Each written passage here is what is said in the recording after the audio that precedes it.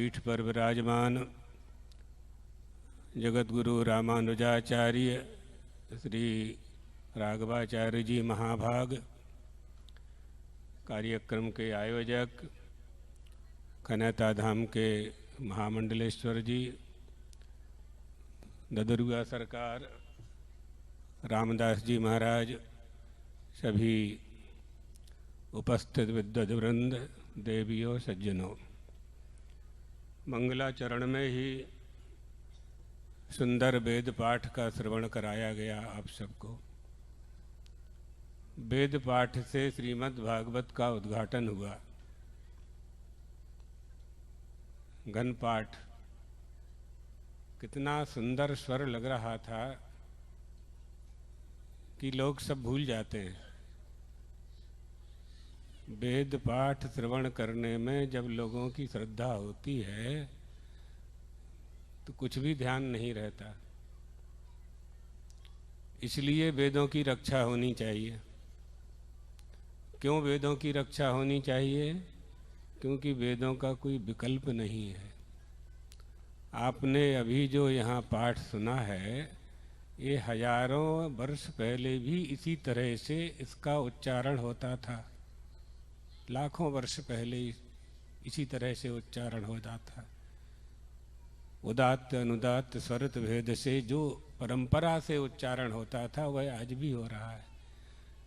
जितने भी पदार्थ हैं सबका विकल्प है, वेदों का कोई विकल्प नहीं है। इसलिए प्रयतितव्यम, प्रयास पूर्वक रक्षा करनी चाहिए, वेदों की रक्षा करनी चाहिए। गुरुकुलों का, पाठशालाओं का यही उद्देश्य है। हमारी भारत भूमि में हजारों गुरुकुल थे। 1818 में पूरे विश्व में जब एक भी विश्वविद्यालय नहीं था, उस समय हमारे भारत देश में 10,000 गुरुकुल थे। धीरे धीरे धीरे धीरे विधर्मियों के आक्रमणों ने और हमारी भारत सरकार की उदार नीति ने, धर्मनिरपेक्ष नीति ने गुरुकुलों पर कुठाराघात किया, उन्हें बंद किया धीरे धीरे धीरे।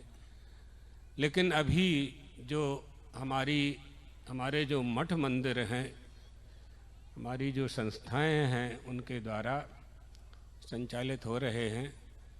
सरकार दूसरे रूप से सहायता करती है कि उनकी अपनी एक पद्धति है, लेकिन वास्तव में परंपरा से ही अध्ययन अध्यापन होना चाहिए, जो अभी आपने श्रवण किया। ये बात तो हमने वेद पाठ श्रवण की प्रसन्नता से आपको बताई कि इनकी रक्षा होनी चाहिए।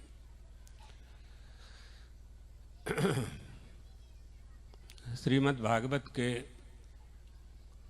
प्रथम दिवस में ही आज 12 बजे उद्घाटन होना था। इंद्र भगवान ने कहा नहीं कर सकते, आपकी नहीं चलेगी, उनकी हमारी चलेगी। क्या कर सकते हो आप? भगवान की जो इच्छा होती है वही होता है। लेकिन प्रसन्नता का विषय ये है कि इंद्र भगवान की ही इतनी वर्षा दे देने के बाद भी कार्यक्रम यथावत हो रहा है। और ऐसा कार्यक्रम होगा कि यहाँ बैठने को जगह नहीं मिलेगी। तो घबराना नहीं चाहिए। धैर्य धारण करके जो संकल्प किया है, उस संकल्प के पूरा होने में कोई विकल्प नहीं करना है। होगा, अच्छा ही होगा।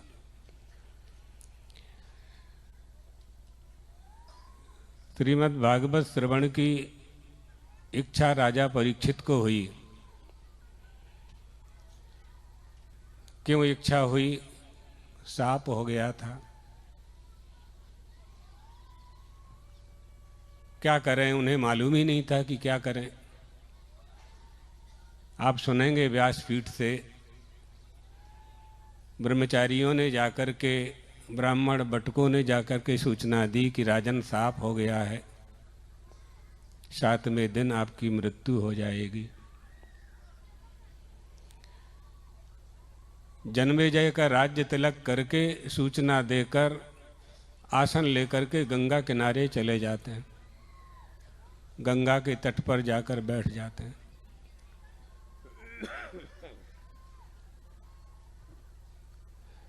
और जब ये सूचना मिलती है ऋषियों को, महर्षियों को, महात्माओं को, राजा परीक्षित के पास सब आ जाते हैं, क्या करना चाहिए। उसी समय सुखदेव जी महाराज भी पधारते हैं। अब सुखदेव जी महाराज कैसे आते हैं वह श्रवण कराने का अभी समय नहीं है। ग्वालियर पहुंचना है, 6 बजे ग्वालियर से प्रस्थान करना है। वो तो महाराज श्री आपको सुनाएंगे, सुनाते ही हैं। राजा परीक्षित ने विधिवत सुखदेव जी महाराज की पूजन की है पाद्य अर्घ्य से, और हाथ जोड़ करके उनके सामने बैठ गए, करबद्ध होकर के बैठ गए। प्रश्न किया, गुरुदेव मेरे न जाने कितने जन्मों का पुण्य उदय हुआ है, आज आपका दर्शन हुआ। मुझे शाप हो गया है, मेरी मृत्यु होने वाली है। आप ये बताइए मरते समय मनुष्य को क्या करना चाहिए। कितना सुंदर प्रश्न किया। आप देखिए, कोई महात्मा मिल जाए, कोई गुरु मिल जाए, भगवान मिल जाए, तो क्या मांगेंगे हम उनसे। ये शिक्षा लेनी है। कथा का तात्पर्य क्या है, तात्पर्य समझना चाहिए, क्या मांगना चाहिए।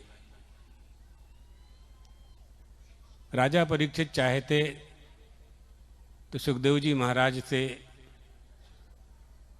ऐसा वरदान मांग लेते कि मृत्यु से पार हो जाते हो। शमीक ऋषि के पास चले जाते, श्रृंगी ऋषि के पास चले जाते, क्षमा मांग लेते, क्षमा कर भी देते। आभूषण है ऋषियों का क्षमा करना। लेकिन राजा परीक्षित ने ऐसा कुछ नहीं किया। उन्होंने सोचा अच्छा अवसर मिला है, जब तक संसार में रहूँगा अच्छा बुरा कुछ ना कुछ करता ही रहूँगा। दोनों का फल भोगने के लिए आना जाना चलता रहेगा, बंद होगा नहीं। कोई अच्छा योग आया है, ये वाक्य ऋषि पुत्र के मुख से निकला है, अपराध मुझसे हुआ है, इसको स्वीकार करना चाहिए। हाथ जोड़ करके राजा परीक्षित पूछते हैं, अतः पृच्छामि संसिद्धिम योगिनां परमं गुरुं पुरुषस्येह यत्कार्यं म्रियमाणस्य सर्वथा। मैं आपके चरणों में निवेदन करता हूँ कि बताइए गुरुदेव, मरते समय, मृत्यु के समय मनुष्य को क्या करना चाहिए। सुखदेव जी महाराज ने कहा, आपके पास राजन 7 दिन हैं। राजा खटवांग ने तो कुछ ही क्षण में अपना उद्धार कर लिया था। क्षणमपि सज्जन संगति रेखा, एक घड़ी आधी घड़ी आधी में पुनियाद। कर सकते हैं, समझ में आ जाए कि क्या करना चाहिए बस। राजा परीक्षित के इस प्रश्न पर अपने व्यास जी से प्राप्त उपदेश को, जिसे श्रीमद् भागवत कहते हैं, उसका उपदेश उन्होंने दिया है।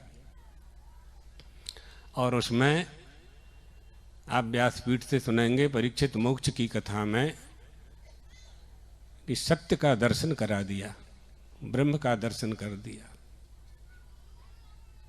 नहीं, तुम्हारी मृत्यु नहीं होगी। 12 स्कंद के 5वें अध्याय में समझा दिया तुम नहीं मरोगे। अब यही श्रीमद् भागवत है। और वो ऐसा सत्य है जिसे ब्रह्म कहते हैं, जो नित्य शुद्ध बुद्ध मुक्त स्वभाव है।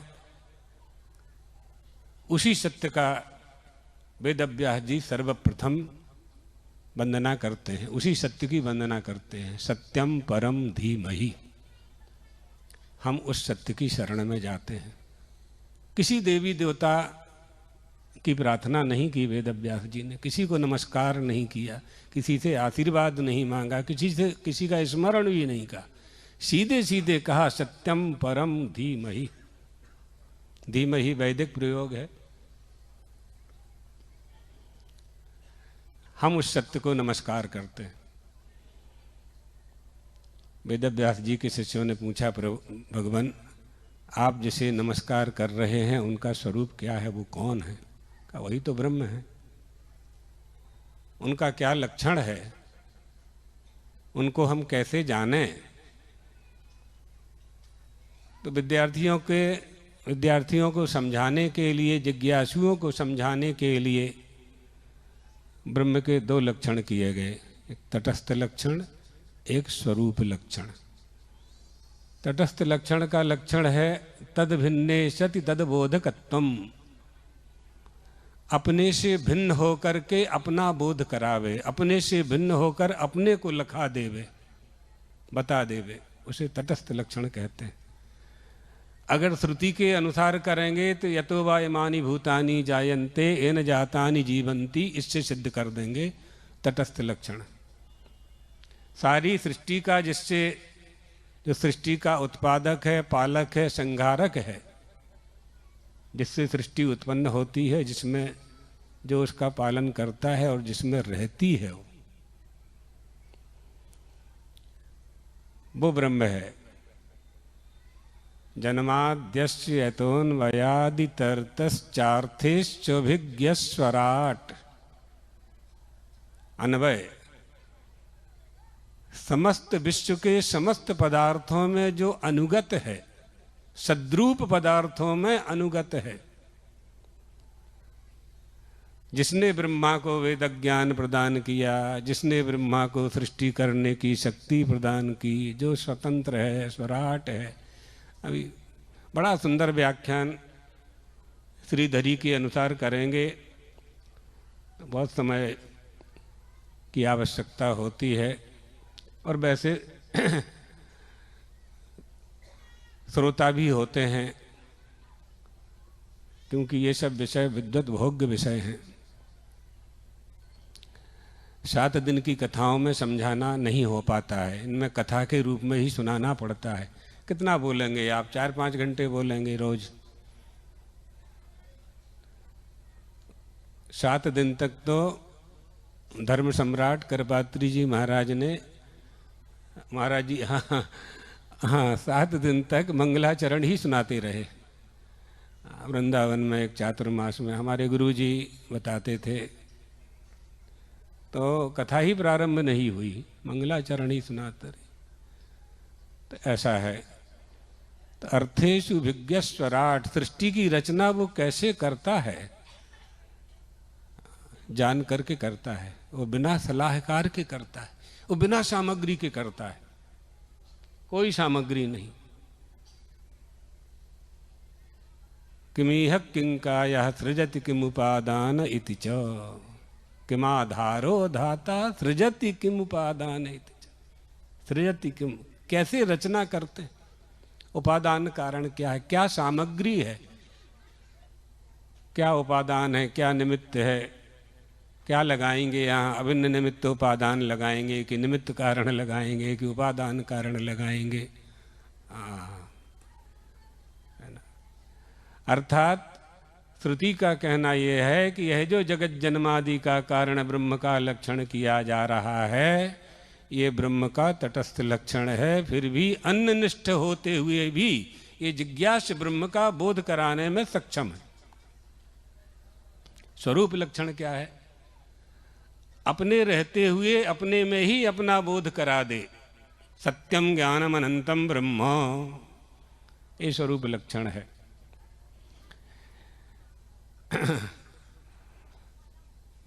तो वेदव्यास जी ने मंगलाचरण के प्रथम स्कंध के प्रथम अध्याय के प्रथम श्लोक में ही प्रथम दो पाद में स्वरूप लक्षण और तीसरे और चौथे, तृतीय और चतुर्थ पाद में स्वरूप लक्षण का वर्णन कर दिया।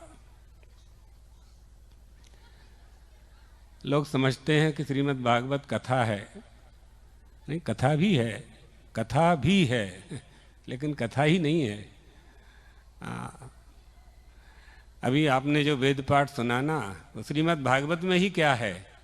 शब्द ब्रह्म सुदुर्बोधम प्राणेन्द्रिय मनोमयम अनंत पारम गंभीरम दुर्विगाह्यम समुद्रवत, है ना।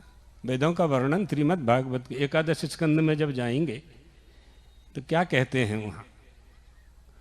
सहज नहीं है और सरल नहीं है, कथा के रूप में सुनाया जाता है, परमात्मा का दर्शन कराया जाता है, रस घोल करके पिलाया जाता है। सरसम मधुरम कर्णपेयश्च रसायनम पाययति श्रीमद् भागवतम, इसलिए आपको सरल लगता है। नहीं, और ये सार है, निगम कल्प तरोर गलितम फलम। सुनेंगे आप महात्म्य में महाराज श्री से। कहने का तात्पर्य यह है कि श्रीमद् भागवत हमारे सनातन हिंदू धर्म के लिए ऐसा ग्रंथ है, ऐसा शास्त्र है, जिसे प्राप्त कर लेने के बाद कुछ भी प्राप्त करने की इच्छा मनुष्य के मन में नहीं होती है। सारे ग्रंथों का तात्पर्य विद्यमान है। सनकादि ऋषियों ने जब नारद जी से कहा कि वो उपाय तो आपको प्राप्त है, ज्ञान वैराग्य को चेतना प्राप्त कराने वाला श्रीमद् भागवत का आपने स्वयं ही ब्रह्मा जी के उपदेश से आपने व्यास जी को उपदेश दिया है, स्वयं आपको प्राप्त है, फिर आप पूछ रहे हैं। तो नारद जी ने कहा कि मुनिवर, मैंने वेद वेदांत घोषिश्च गीता पाठ, मैंने वेद वेदांत का पाठ किया, गीता का पाठ सुनाया, फिर भी उनमें चेतनता नहीं आई, तो श्रीमद् भागवत से कैसे चेतन हो जाएंगे। हाँ, बड़े सुंदर सुंदर व्याख्यान, क्या बात है। जिनका मन लग जाए श्रीमद् भागवत में, फिर अन्यत्र कहीं उनकी दृष्टि जाती नहीं है, बुद्धि जाती नहीं है, नहीं जाती। सब कुछ है इसमें, सब कुछ है। वेदव्यास जी कहते हैं कि तेजो वारी मृदाम यथा विनिमयो यत्रत्र सर्गो मृता। ऐसी विचित्र रचना परमात्मा की सृष्टि की, ऐसी विचित्र रचना कि जल में स्थल, स्थल में जल की भ्रांति हो जाती है। मुह्यंति यत्सूरयः, बड़े बड़े विद्याते हैं, साधारण पुरुषों की तो बात ही क्या है। ब्रह्मा जी स्वयं मोहित हो गए थे, ये ब्रह्म नहीं हो सकते हैं। देवताओं ने कहा ब्रह्म का अवतार ब्रज में हो गया है, ना ना ना, ये ब्रह्म नहीं हो सकते। ब्रह्म ग्वाल वालों के साथ बैठ करके भोजन नहीं करेगा। परीक्षा ले ली, और परीक्षा में भगवान पास हो गए, ब्रह्मा जी फेल हो गए।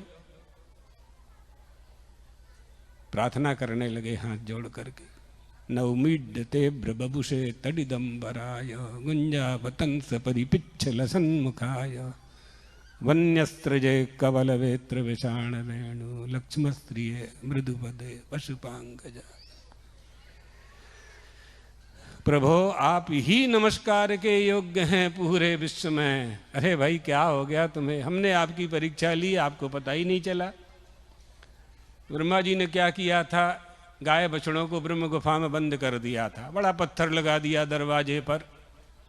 1 वर्ष के बाद वापस लौट करके जब आए तो गाय बछड़ों को यथावत गुफा में पाया, और वैसे ही यमुना के पुलन में चरते हुए पाया, और वैसे ही भगवान को ग्वाल वालों की टोली के साथ भोजन करते हुए पाया। तब वो समझ गए। तत्व निरूपण की जो शैली श्रीमद् भागवत में विद्वान है, तो अन्य पुराणों में सहज में नहीं मिलती है, सरलता से प्राप्त नहीं होती है। अज्ञान संगौ भवबंध मोक्षौ, बंधन और मोक्ष दोनों ये अज्ञान के ही नाम हैं नहीं, ये तत्व ही तो है। तत्व का निरूपण ही तो श्रीमद् भागवत में है। हर अध्याय में, हर श्लोक में क्या प्राप्त करना चाहते हैं हम अपने जीवन में, हमारी चाहिए हुई वस्तु क्या है। आप लोग सब काम करते हैं तो उस काम से क्या प्राप्त करना चाहते हैं। जिस वस्तु को प्राप्त करना चाहते हैं उसका नाम सुख है। सुख है। हाँ हाँ, हम तो जो बंद करने वाले थे और ये बंद ही हो गया। नहीं तो हरी इच्छा और है तो 1-2 मिनट और सुना देते हैं। तो क्या प्राप्त करना चाहते हैं, है ना। धन किस लिए कमाते हैं, संसार के पदार्थों का संग्रह किस लिए करते हैं, सुख प्राप्ति के लिए। काम क्यों करते हैं, काम नहीं करेंगे तो खाएंगे क्या। अच्छा, भोजन क्यों करते हैं, खाएंगे नहीं तो आप कहेंगे जिंदा कैसे रहेंगे। जीवित क्यों रहना चाहते हैं, है किसी के पास उत्तर। ये मंचस्थ विद्वान तो बता देंगे, लेकिन जीवित क्यों रहना चाहते हैं साधारण पुरुष नहीं बता पाएगा। क्यों जिंदा रहने पता ही नहीं है, पता ही नहीं है कि जिंदा क्यों रहना चाहते हैं। और 100 साल हो जाते हैं और ऊपर चले जाते हैं। जो प्राप्त करने आए थे उसको साथ में ले ही नहीं जाते हैं, वो यहीं छोड़ जाते हैं। और कहाँ से प्राप्त मालूम पड़ेगा कि क्यों जीवित रहना चाहते हैं। तो श्रीमद् भागवत का उपदेश, जीवश्च तत्व जिज्ञासा, तत्व जिज्ञासा के लिए जीवित रहना चाहते, तत्व जिज्ञासा के लिए जानना चाहते हैं। तत्व क्या है, वदन्ति तत्तत्व विदस्तत्वं यज्ञानमद्वयम् ब्रह्मेति परमात्मेति भगवान इति शब्दते। परमात्मा ब्रह्म भगवान तीनों ही एक हैं। जीवात्मा परमात्मा ये सब एक हैं, यही अद्वैत है। सभी लोग अद्वैत की ओर ही जाते हैं। जिस वस्तु का मनुष्य भोग करता है उसके साथ आत्मसात होना चाहता है, तो अद्वैत की ओर ही तो जा रहा है। नाम कितने भी हम रख लें, दर्शन में कितने भी नाम हो जाएं, विभाजन हो जाएं, उद्देश्य सबका एक ही है। जिस वस्तु का भोग करते हैं उसको आत्मसात करना चाहते हैं कि नहीं करना चाहते, तो अद्वैत की ओर तो जा रहे हो। क्या उत्तर है किसी के पास इसका। भोक्ता भोग्य वस्तु को आत्मसात करना चाहता है, अपना ही स्वरूप बनाना चाहता है, उसी का नाम तो अद्वैत है। प्रसीदता भगवता भक्ताय प्रोच्यते अभयम सर्वभूतेभ्यो ददाम्येतद्वृतं मम। अभयम सर्वभूतेभ्यो, सर्वभूतेभ्यो अभयम ददामि, द्वितीयाद् वै भयम भवति, है ना। सिद्धांत के अनुसार सब अलग अलग दर्शन अर्थ करते हैं, उन सबका स्वागत है। तात्पर्य की बात बता रहे हैं कि जीवित क्यों रहना चाहते हैं, तो जीवस्य तत्व जिज्ञासा, तत्व जिज्ञासा के लिए। अद्वय तत्व क्या है, अद्वय तत्व क्या है, अद्वय है। भगवान श्री राम इससे ऊपर की बात कहते हैं अपने गुरुदेव से, वशिष्ठ जी से। गुरुदेव, तत्व जिज्ञासा की आवश्यकता इस मनुष्य को क्यों है। तो वशिष्ठ जी कहते ये न भूयो न दुखम, ताकि दुख ना हो। तो श्री राम पूछते हैं, भगवान दुख किसे कहते हैं, दुख किसे कहते हैं। आत्मनः किम निमित्तम दुखम। यहां आत्मा से जीवात्मा लेना है, आत्मा मत ले लेना। तब वशिष्ठ जी कहते हैं कि श्री राम, जन्म होता है इसलिए दुख होता है, ये जानना है। जन्म और मृत्यु का ज्ञान हमें प्राप्त हो जाए। राजन, उसका जन्म होता, उसकी मृत्यु होती है जिसका जन्म होता है। यही तो राजा परीक्षित को समझा रहे थे सुखदेव जी महाराज। तंतु राजन मरिष्येति पशु बुद्धि में माम जही। इस पशु बुद्धि को तुम छोड़ो कि तुम मरोगे। न जाता है प्राग, जन्म होगा तब न मरोगे। जब तक तुम अपने आप को उत्तरा का, अभिमन्यु का पुत्र मानते रहोगे, पांच भौतिक देह मानते रहोगे, तब तक मरते रहोगे, पैदा होते रहोगे। हमने तुम्हें क्या उपदेश दिया? अहम ब्रह्म परम धामो। ये श्रीमद् भागवत है, ये श्रीमद् भागवत, ये तत्व है, ये तत्व है, यही तत्व है। जीवस्य तत्व जिज्ञासा नार्थो यश्चेह कर्म भी। बड़ा सुंदर श्लोक है, धर्मस्य ह्यापवर्गस्य। तो इस तरह से श्रीमद् भागवत का आश्रय लेकर आप इस कनैता धाम में, रघुनाथ जी भगवान के मंदिर में, महामंडलेश्वर जी के आश्रय में बैठ कर के और 7 दिवस तक रामानुजाचार्य श्री राघवाचार्य जी महाराज के श्री मुख से, है ना, वक्ता उत्तम होना चाहिए, कृष्णार्थी व धनार्थी व, है ना, वक्ता उत्तम होना चाहिए। गंगोत्री से गंगा जी निकलती हैं, गंगा सागर तक जाती हैं, कहीं भी स्नान करोगे पुण्य जनकता है, विद्यमान है, लेकिन घाट घाट का महत्व अलग है। व्यासपीठ से कौन बोल रहा है, इसका महत्व है। इसलिए उत्तम वक्ता के द्वारा ही कथा श्रवण करनी चाहिए, उत्तम वक्ता के द्वारा ही कथा श्रवण करना चाहिए। राघवाचार्य जी महाराज हमारे देश के उन विद्वानों में प्रथम पंक्ति में हैं जिनको श्रोता स्वीकार करते हैं, प्रसन्नता पूर्वक स्वीकार करते हैं। उन्होंने और प्रायः सभी पुराणों में उनकी गति है। कहीं भी आप कोई भी पुराण करने के लिए प्रार्थना करेंगे तो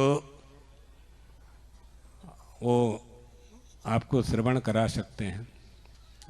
इसलिए विद्वानों के द्वारा जब हम कथा श्रवण करते हैं तो वो रहस्य को जानते हैं, अनुभूत।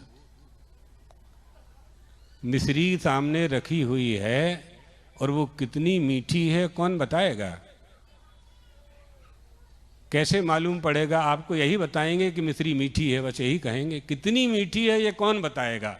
जिसने जीभ पर रखा होगा वही बताएगा। माधुर्य आदि स्वभावानाम अन्यत्र, मधुरता जो है उसका अर्पक कोई दूसरा नहीं है। मधुरता का अर्पक दूसरा नहीं हो सकता है, मधुरता ही मधुरता। तो जो मिश्री को जीभ में रखेगा, रसना पर रखेगा, वही मिश्री का स्वाद अनुभूत करेगा। और फिर वो कह नहीं सकता कि कितनी मीठी है। कितनी मीठी बोलेगा? बहुत मीठी बोलेगा, ज़्यादा से ज़्यादा। छोटे बच्चे से आप पूछें मिश्री कितनी मीठी है, गुड़ कितना मीठा है, तो बोलेगा बहुत मीठा है। कितना मीठा है वो कहाँ बता पाएगा? तो आपको खानी ही पड़ेगी, वो खानी ही पड़ेगी। तो ये जो महापुरुष होते हैं ये उस मधुरता को धारण करते हैं, उसका स्वाद जानते हैं, अनुभूत हैं, है ना, अनुभूत हैं। जिसे जान लेने के बाद कुछ जानने की इच्छा नहीं होती। एक तत्वे श्रुतम सर्वम अश्रुतम चा श्रुतम भवेत, अमतम चा मतम तद्वत विज्ञातम तद बुद्धते। ये विज्ञान है, ज्ञान और विज्ञान, ज्ञान विज्ञान सहितम। विज्ञान को जो जान लेते हैं वो अनुभूति होती है, वो उस अनुभूति को जब प्रवचन में व्यक्त करते हैं, वो लोक संग्रह के लिए, लोक कल्याण के लिए, तब ये जीव का उद्धार होता है, श्रोताओं का उद्धार होता है। उत्तम जिज्ञासु होना ये बहुत बड़ा लक्षण है। और फिर